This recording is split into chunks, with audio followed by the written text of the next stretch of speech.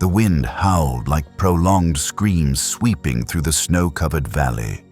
The snow had ceased, but the cold remained, dense and penetrating, seeping into every decaying fiber of the old pine forest. The sun had yet to rise. Only a pale gray streak lingered on the distant horizon, as if the new day itself was reluctant to begin. At the foot of a small slope, where the wind had blown away some of the snow, a scene lay exposed that would leave any witness speechless. A young bobcat, no more than 3 months old, lay curled up, its body trembling incessantly. Its characteristic gray-brown fur was matted with blood and mud. Blood still oozed from a wound on its foreleg, along with a fresh red crack on its nose, likely from a hard impact when it was thrown. But it was the eyes that truly wrenched the heart. Large, round, golden eyes, wide open, filled with fear and confusion, yet still clinging to life with each fragile breath. Right beside it, its mother, a fully grown bobcat, lay motionless, her body frozen stiff. Part of her back was already covered in snow, but her bloodied abdomen still bore the scorched mark left by a hot bullet. The wound needed no veterinarian to declare it fatal. The mother's eyes were closed, but her hind legs still seemed to stretch out, reaching toward her cub. There was no growl, no cry of pain. Only a faint, weak whimper swept away by the wind as soon as it arose. In that moment, the vast world had narrowed down to a single tiny creature clinging to the last seconds of life beside its mother's corpse. A being that hadn't yet learned to survive, hadn't yet left the sheltering embrace, now forced to witness its entire world collapse. Walter had only intended to chop some more dry wood before the next snowstorm. At 75, he was no longer agile, but still steadfast like the soldier he once was. The wooden cabin deep in the forest had been home to him and his wife for decades. A retreat after losing their son in the war. A quiet, solitary life, with nothing left to lose. When he heard that whimper, a sound so faint it could have been a hallucination, he stopped. He listened. Again. Then he set down his axe and slowly stepped through the thick snow toward the sound. At first, he thought it was the wind brushing against a tree trunk, but as he got closer, he saw a pair of upright ears speckled with snow, and something moving, trembling violently. Walter stood frozen. It took several seconds before he dared to approach. When he saw the blood in the large animal's body beside it, his heart seemed to stop. "A bobcat," he whispered, his voice devoid of fear, only sorrow.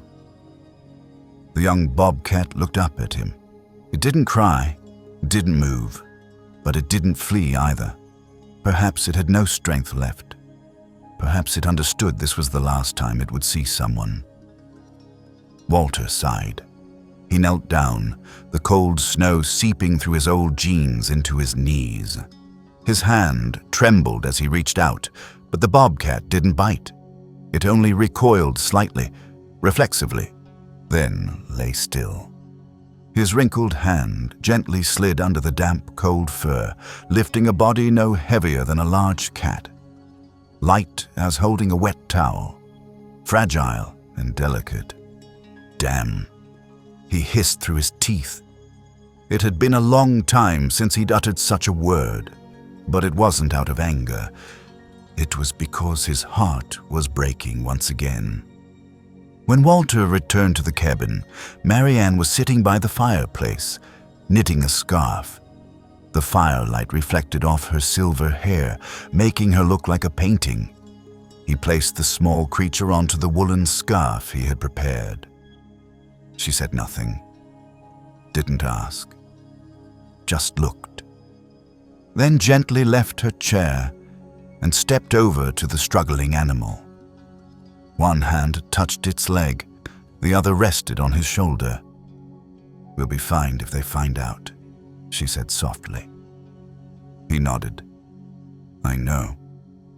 And it might die before morning." Another nod. She looked at the bobcat, then into its eyes. "Then we won't let it die." They needed no further discussion. He fetched the old first aid kit from the room to treat the wounds. She warmed goat's milk, the kind they only used when moles fell into the well during winter, and wrapped the damp body in a soft cloth. They did everything like two old veterinarians, but in their hearts, they were just saving a soul with no one else in the world to cling to. Outside the window, snow began to fall again, but inside the small cabin, a fire was burning, not just in the hearth, but in two elderly people who seemed to have lost all hope in the world's compassion. They called Walter and Marianne the crazy ones. Not as a direct insult, but as the way people in the small Montana town referred to them whenever they passed the trail leading to the cabin on the forest's edge. A shrug, a scoff, a muttered comment like, "Feeding squirrels again?" Or, "That silver-haired lady probably thinks she's Mother Nature." No one hated them, but no one wanted to get close either. To the townsfolk, Walter and Marianne was something too detached from reality, as if they lived in a separate world where animals and memories were closer friends than any human. Walter had once been a hero, a former Marine, a veteran of foreign wars, a survivor of bombardments no one thought anyone could return from. He was honored, his photo once hung on the mayor's wall. Then he came home, carrying unseen pain and losing his only son 10 years later in another, more distant, more senseless war. From that day, he never entered town again. No supermarkets, no community meetings, not even a single visit to the public cemetery. Marianne had been a teacher. She had gentle eyes that former students still remembered vividly. She taught literature and once wrote children's stories, gentle and sweet. But after receiving the wooden box with the folded flag and memorial medal, she never picked up a pen again. Instead, she spent her time healing every injured creature she found, be it a squirrel with a broken leg or a fox hit by a car. They lived in a simple wooden cabin in the middle of the forest, where cell signals were as weak as the heartbeat of a dozing old man. They didn't need much. They grew their own food, chopped their own wood. They had a small library, an old fireplace, and a sunlit room that had once been their son's room. Now it had become the rescue room, filled with soft cloths, disinfectants, small bottles of goat's milk, and makeshift nests made from fabric scraps. There weren't always patients. But when snow fell, when the north wind swept through the forest, someone would always come. A fawn is lost from its mother. A wildcat missing a leg from a trap. An injured owl. Wild beings that never begged for compassion, but were still cradled like children. The town viewed them with a mix of pity and mockery. Some said, "They're old, living like that is fine." Others whispered, "They lost their son, so their minds aren't right." Others recounted the old story about the time Walter was nearly fined $500 by a ranger for keeping an injured skunk without reporting it. The local paper once ran a small notice, warning residents against unauthorized care of wild animals. No names were mentioned, but everyone knew who it referred to. Walter and Marianne didn't explain. They never needed the town's approval. To them, every living being was a miracle, and if they could preserve that, even once, it was worth it. Last year, they cared for a gray owl with a deep wing wound. They named it Edgar. For 2 months, Edgar slept on the small wooden bridge connecting the kitchen to the back porch, hooting a few times each night as if reciting poetry. When its wing healed, Edgar flew away. But come winter, it returned, perching on the roof, tapping the window with its talon as if to say, "I remember." Walter laughed. "Maybe it likes your oatmeal cookies." Marianne quietly added more oatmeal to the wooden bowl, placing it on the windowsill. Once, a hungry young wolf wandered into the yard. Walter silently tossed it a bone, saying nothing. Each night, it came closer. Until he could place a hand on its head, it no longer growled. They never caged it. But that winter, it lay beside their porch for 3 months. Then one day, it disappeared. "Do you think it died?" Marianne asked. Walter simply looked toward the forest. No, it lived. Because it was loved. The story of Finn, the young bobcat they had just rescued, therefore wasn't something new in the eyes of the old couple. But it was different. Very different. Finn was unlike the other animals. He was wild, wary, and bit hard, and his eyes were always wide, watching humans like enemies. He refused to eat, refused to sleep. Marianne had to stay awake the entire first night, keeping her hand on his tangled fur just to feel his breathing begin to calm. And the next morning, when Walter entered the room, he saw her asleep in the chair, while Finn lay curled up in her lap, his head resting on her wrinkled hand. He said nothing, just stood and watched for a long time. They never named the animals. But this time, Marianne whispered, "Finn. Let's call him Finn." "Why?" Walter asked. "Because that's the name our son once thought of for a second child, if we had another." Walter didn't answer. Only the wind slipped through the cracks of the wooden window frame. The townspeople didn't know that story. They only saw a young bobcat sitting on the windowsill of the cabin, its gaze strange, fierce yet sorrowful. Children were afraid. Adults kept their distance. Someone took a photo and posted it online with the caption, "Old couple raising a predator inside their home." One comment below, "Too dangerous. Time for the authorities to step in." But someone else wrote, "I once brought an injured cat there. The old lady saved its life." No one knew who was right, who was wrong.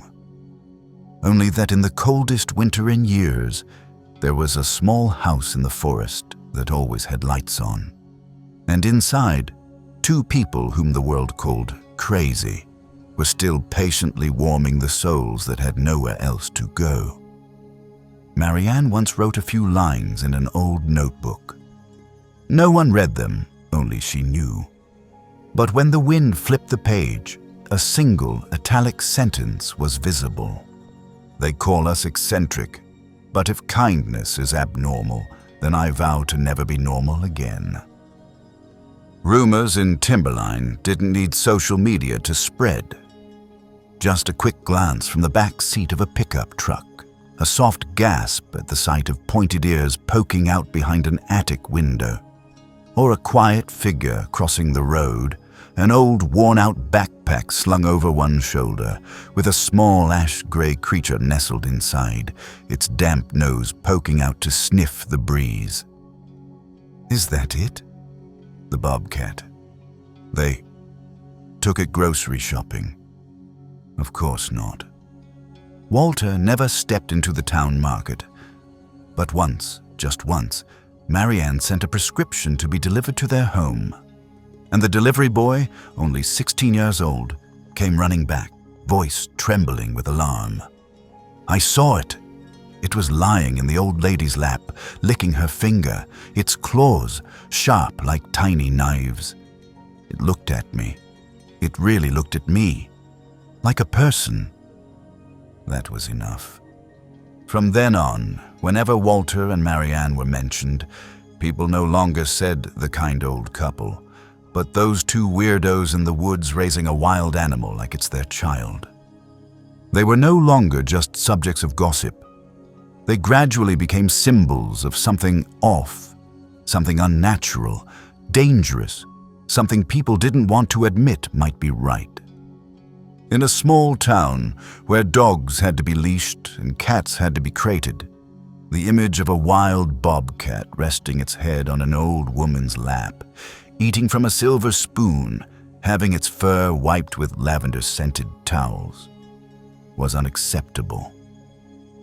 The first to knock on their door was Rick, the retired sheriff, now a community advisor. "Walter," he said, standing on the porch steps, cap pulled low over his forehead. "Some folks are really worried." Walter looked at Rick like he was a stranger. His eyes were empty, not cold, not angry, just devoid of anything left to say. Rick adjusted his hat awkwardly. "They're saying, that animal, it could be dangerous, especially if there are kids around." Walter remained silent. His answer was a gentle but firm closed door. Rumors turned into accusations. Accusations turned into fear. A mother claimed her daughter had nightmares after seeing Finn on the porch. A man said his dog barked uncontrollably while passing the woods. A young couple insisted they heard growling in the distance, though it could have been an owl or the wind slamming a shutter. Each story was layered like thin snow, forming a cold sheet of ice over the image of the elderly couple, making everyone hesitant to come close. Of course, they didn't know what happened inside that house. No one saw Marianne each morning warming milk to just the right temperature, dripping it into a rubber syringe, feeding Finn bit by bit because he still didn't eat like a regular cat. No one saw Walter picking wild mint and weeds to soothe his stomach after realizing Finn had diarrhea from drinking icy pond water. No one knew that Finn, the creature they feared, was terrified of creaking doors, bright lights, and the vacuum cleaner. Every time there was thunder, he would curl into the corner of the bed, burying his head into Marianne's belly like a frightened child. But people don't care about the truth. They only need what looks like the truth. A child screamed, "I saw it standing on 2 legs." And the adults said, "They're teaching it to act like a human." An old lady claimed, "I heard her calling it by her son's name." And the town whispered, "She thinks it's the son they lost." Then someone asked, "What if it bites someone?" And the whole town panicked as if it had already happened. They didn't know that on the first night, Finn let out a long cry from a nightmare. Marianne silently cried for an hour because it sounded just like her son when he was little. They didn't see Walter cut a portion of his already small meal to place on a wooden plate, because Finn didn't like the smell of metal. They didn't understand why. Every time the sunset shone through the kitchen window, Finn would sit there, silent, unmoving, as if waiting for someone who would never return. One time, a group of teenagers dared to come closer. They hid behind the bushes, using a cheap pair of binoculars, whispering and giggling. One of them, Clay, threw a pebble at the window. It didn't break, but made a sharp clack. Finn sprang up, bolted toward the door. He didn't growl, didn't hiss. He just stood there, golden eyes piercing through the thin curtain. The whole group ran, hearts pounding. That night, social media buzzed with photos. Bobcat stalking people in the woods. Someone help. No one asked what it had actually done. For Walter and Marianne, none of it hurt anymore. They had already lost a child, had already been judged, had already lived through days when gunfire and funerals were the only things that arrived on time. Compared to that, the world's misunderstanding was a small matter, but for Finn, it was different. He didn't understand why, every time he went outside, someone stared like he was a monster. He didn't understand why children didn't smile at him like they did at squirrels. He didn't understand why Marianne hugged him tighter every time they went out, as if afraid something might steal him away again. And gradually, Finn stopped going outside. He only watched through the glass. A wild creature, once a symbol of freedom, instinct in the deep woods, now dared to exist only behind a small wooden frame, under the fearful gaze of mankind. One afternoon, Walter looked out into the yard. Finn lay stretched beneath a tree, his head resting on Marianne's leg. Two beings, one human, one beast, silent beneath the long shadow of memory.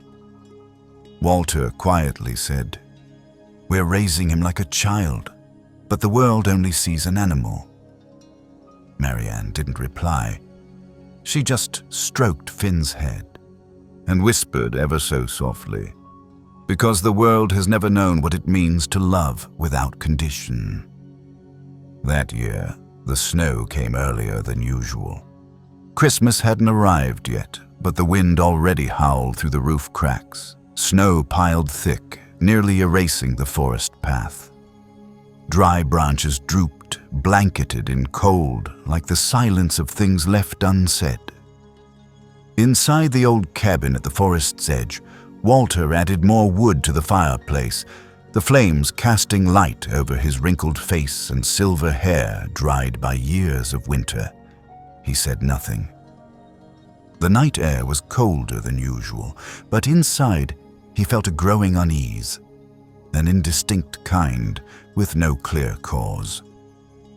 Finn lay curled in Marianne's lap as usual, his head resting on a pillow, eyes half closed like a pampered house cat. But no one forgot he was a bobcat, though now he had learned to nuzzle into her hand each morning, to growl at the sight of mice, to curl by the window watching the snow as if pondering something deeper than instinct. Marianne gently stroked Finn's spine, and her eyes, those that had once witnessed the loss of a child, suddenly flickered with a nameless worry. Midnight. A gunshot echoed from the far forest, a single dry crack slicing through the thick curtain of snow, severing the already fragile piece of the mountain. Walter jumped up. Marianne sat frozen. The fire still burned, the clock still ticked slowly, but within them the sound awakened an old fear, like a wartime gunshot in the night, like the phone ringing one summer afternoon, calling them to receive a wooden box draped in a folded flag. They rushed outside. Snow reached their calves. Wind clawed their faces with icy fingers. But they felt nothing except one thing. Finn was no longer in the house. They called, first softly, then louder. Their voices echoed across the whitened woods, answered only by the wind's long howls. No footprints, no sounds, no small rustling noises.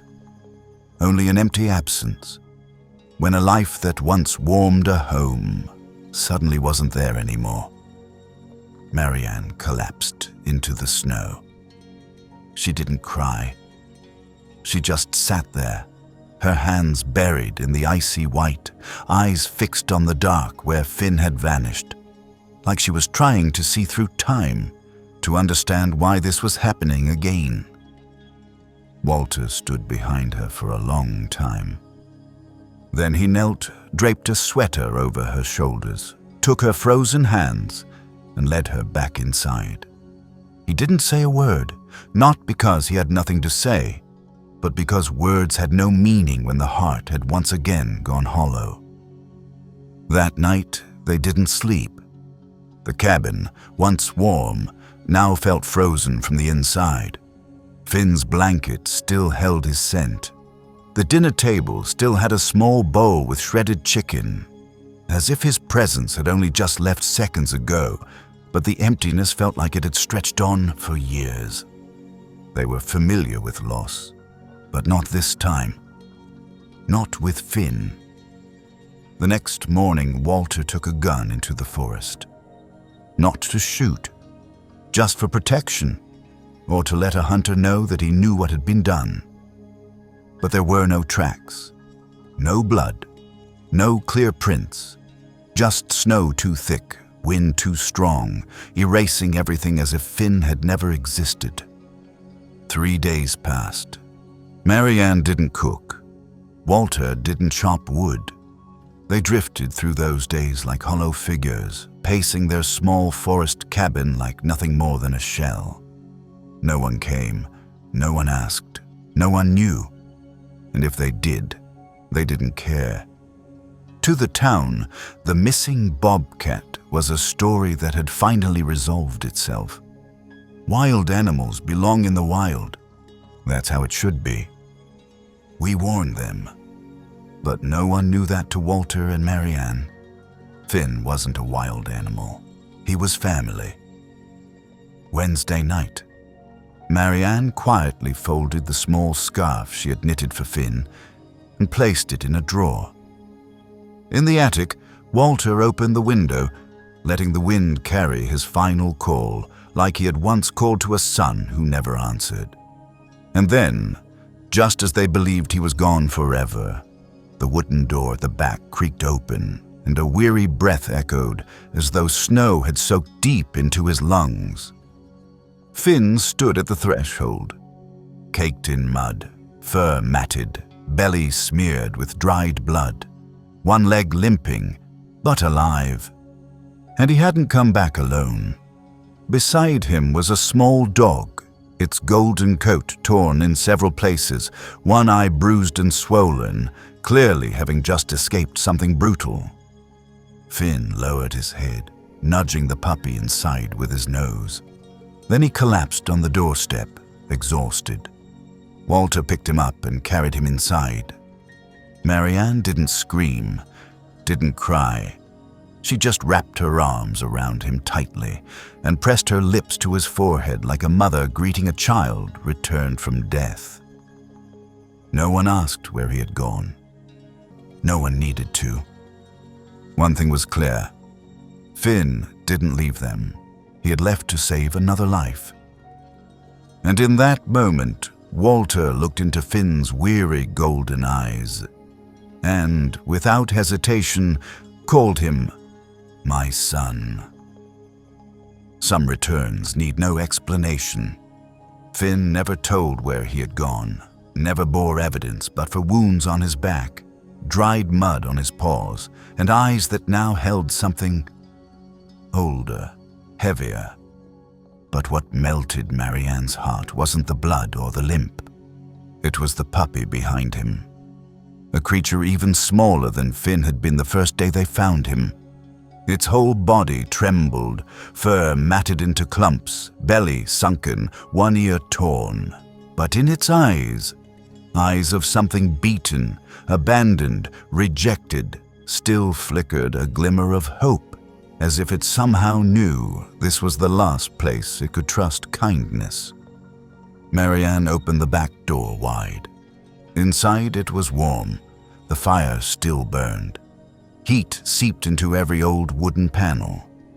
The puppy hesitated, then stepped in, perhaps recognizing Finn's scent, or simply sensing the love still lingering in these wooden walls. Walter didn't ask why, didn't ask how. He just laid Finn down on the old blanket, then quietly fetched a towel to wipe the mud from his claws. The scratches, the bites, the dried blood, all cleaned by hands once calloused from war, now tending to life. Marianne swaddled the puppy in a blanket she had half finished last winter.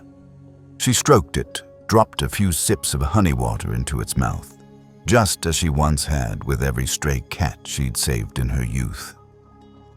That night, no one slept. But the cabin was no longer cold, because life had returned, this time in the form of two beings the world had long forgotten. The next day, the snow began to melt. Not much, but enough for sunlight to slip through the window panes. Finn lay on his pillow, head resting on Marianne's leg. The puppy curled beside him, one leg still bandaged, but its ears twitching, eyes blinking at the surprise of light. Walter stood at the door, looking out at the forest where Finn had once disappeared, and wondered what had made him return, and, more importantly, why he hadn't returned alone. Finn hadn't changed. He still didn't like being petted for too long. Still hated garlic in his food. Still only slept well when classical music played softly from Marianne's old cassette player. But something quiet had grown in him. Gentleness. A quiet way, Finn began showing care by instinct, something no one had taught him, no book could explain. When Toby, the name Marianne gave the puppy, barked during his first night, startled by the wind, Finn didn't hiss or walk away. He simply got up, lay beside him, and looked at him as if to say, "Be still, I'm here." When Marianne coughed from the cold, Finn dragged a scarf from the kitchen with his teeth and placed it around her legs. When Walter fumbled to find his eye drops, Finn sat patiently nearby, waiting, only leaving once Walter had found them. No one taught him, no one told him to, but he knew. And that was when Walter and Marianne realized, Finn was no longer a fragile young bobcat. He was a soul who had endured pain and now knew how to give back something good. Then one day, someone knocked on the door. A stranger. Young face, leather jacket, holding a fluffy cat in his arms, its eyes shut, breathing faintly. "I heard you might help," the person said, avoiding Walter's eyes. Walter said nothing, but the door opened. Marianne took the cat, brought it inside, and checked its pulse. Finn, who once hissed at any unfamiliar creature, stood calmly at a distance, head tilted. Then he turned and went into the kitchen to fetch a towel. With his teeth. It didn't stop at just one time. After the first, there was a second, then a third. No one officially recognized Walter and Marianne as a rescue station. They never claimed to be. But people, somehow, began bringing injured creatures. A panda with a bleeding eye. A cat abandoned in a burlap sack. A squirrel ran over, its tail crushed. And Finn, the creature once feared, cursed, and seen as a threat, was now the quiet guardian of that house of healing. No one dared to touch him, but no animal feared him. Somehow Finn had become a symbol of safety, like a torch that didn't blaze but shone just enough to guide the lost. Walter began rebuilding the porch. Marianne began writing again. Short stories about animals, about survival, about kindness. The wooden cabin, once a place of sorrow, was now a sanctuary for wild souls. No one laughed at them anymore. No one called them crazy. People began calling them the gatekeepers of life. One morning, Marianne stepped out early. Fog still hung thick. On the porch, Finn sat beside Toby, both silently watching the rising sun. She stood watching them, her hand trembling as it clutched the hem of her sweater, because she understood, if that day, they hadn't knelt to pick up a trembling creature beside its mother's corpse. None of this light, this life, this healing, would ever have existed. They never put up a sign, never handed out flyers, never posted a word on social media. Yet each week, the old wooden door at the edge of the timberline forest would hear a knock. Not loud, not frantic. Just a gentle knock, as if the one outside already understood this wasn't just a rescue shelter. It was a home, a place of quiet and compassion. The first was the young man with a cat suffocating from too much perfume spray. The second, a single mother holding a hamster with a swollen throat, wrapped in a worn handkerchief. The third was a child, face marked by disability, limping slightly, carrying a pigeon with a broken wing. No one knew how they found the place. Then came the fourth, the fifth, bringing not only animals, but a belief that this place truly existed to heal.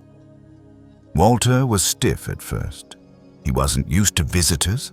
I wasn't used to answering curious stares. He wasn't used to laying a hand on anyone but his wife. But he still opened the door, still rolled up his sleeves, washed his hands, and gently bandaged wounds. Not because he thought himself a healer, but because he knew out there some creatures, without him, would have no one. Marianne was the opposite. She had grown gentler, the crow's feet around her eyes now curled with a smile again, a small smile as thin as spring sunlight, but warm enough to fill the whole room. She began writing in her notebook again, documenting each rescued creature, each story behind them, each name and the day they were given back life. The cabin wasn't big enough, so Walter built a small shed in the yard. No one helped, no crowdfunding, just him, a hammer, some wood, and Finn standing beside him like a silent assistant.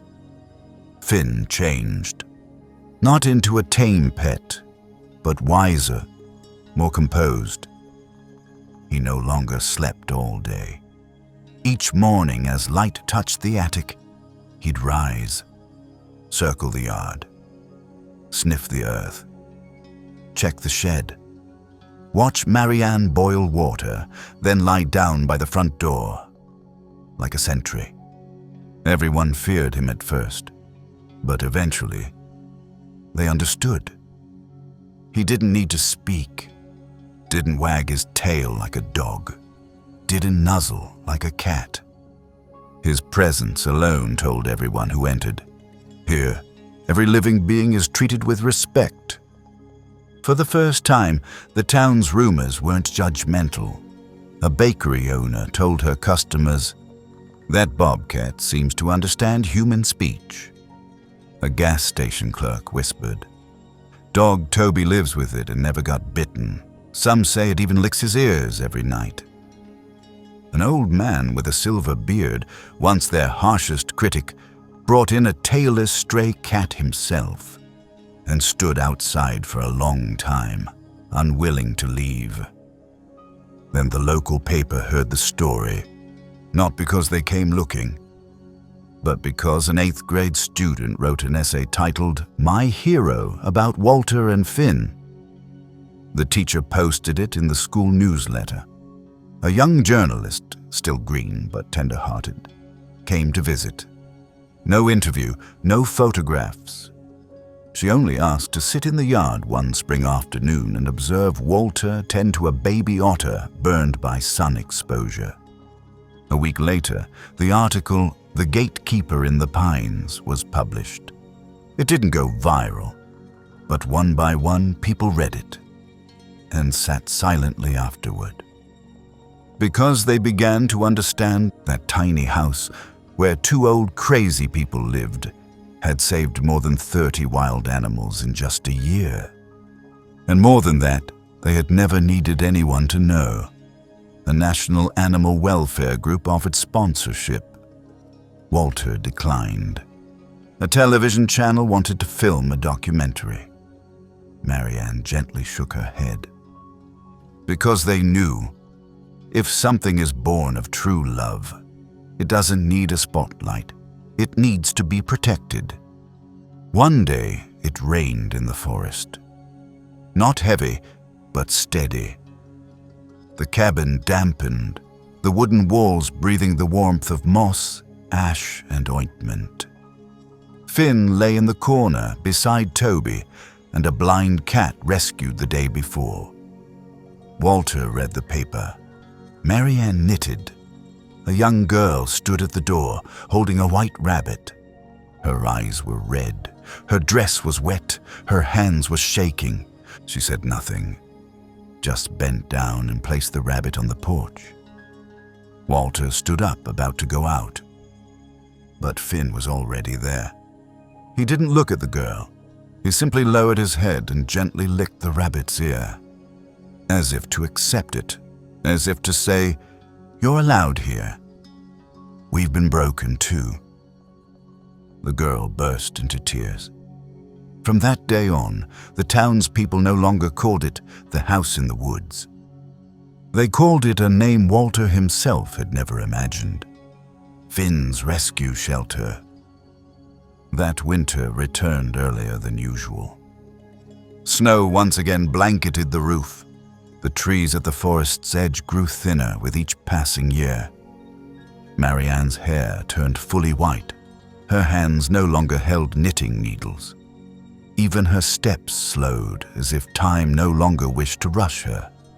Finn was still there, quiet, steady, grown. His fur is thick, eyes bright, his body powerful. Yet his gaze no longer wild, but filled with understanding, like a soul who had lived more than one life. Marianne often sat by the window, Finn's head on her lap, Toby at her feet. Surrounded by creatures they had once saved, each with a story, a healed wound, and a heart restored by wrinkled, patient hands. Walter, as every year, chopped wood each morning, but this time he set the axe down more often. He knew this winter might be the last for something. It was one colder morning than usual. Marianne didn't wake up.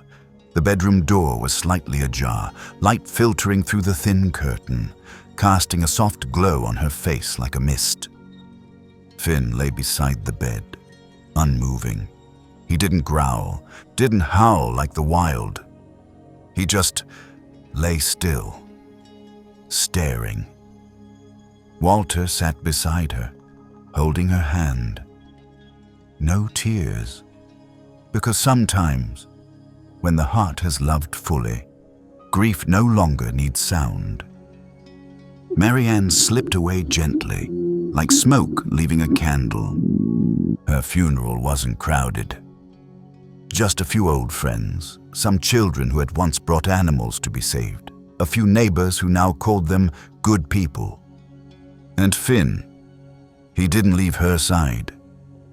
Throughout the farewell, he sat at the edge of the woods, looking toward where she now rested. A gaze so deep that everyone who passed by stopped. They couldn't describe it, only that they had never seen an animal's eyes look so sorrowful. After that day, Finn vanished. No one saw much of him anymore. He didn't perch at the windowsill, didn't patrol the yard. Walter called his name, his voice saying it aloud for the first time since Marianne passed. But no one answered. Only the wind rustling on the eaves, the crunch of snow beneath feet, and the warmth that once filled the home now dimmed, as if a light in the heart had just gone out. The following spring, Walter began tidying the room where Marianne used to sit. He folded every scarf she left behind, wiped every medicine jar, organized every notebook she had written. And then, on the porch, he saw something strange. Right where she used to sit, 3 stray kittens, small, trembling, and injured. They didn't meow, didn't whimper, just sat still as if someone had led them there, placed them down, with the faith that this place, no matter how many winters came, would always be a home where life is welcomed. Finn never returned, but the creatures he brought kept arriving. Walter was no longer young, but he still opened the door. still lit the fire, still used the old scarves Marianne left behind to wrap around those small, helpless bodies. Not to hold on to something, but to continue something that should never end. One early autumn morning, someone saw Walter sitting on the porch, eyes gently closed, sunlight resting on his cheek. On his shoulder was a single bobcat hair, silver as ash, soft as a wisp of cloud. No one knew where it came from. Only this: when those we truly love leave us, they are never lost. They return in the beautiful things they once planted in this world.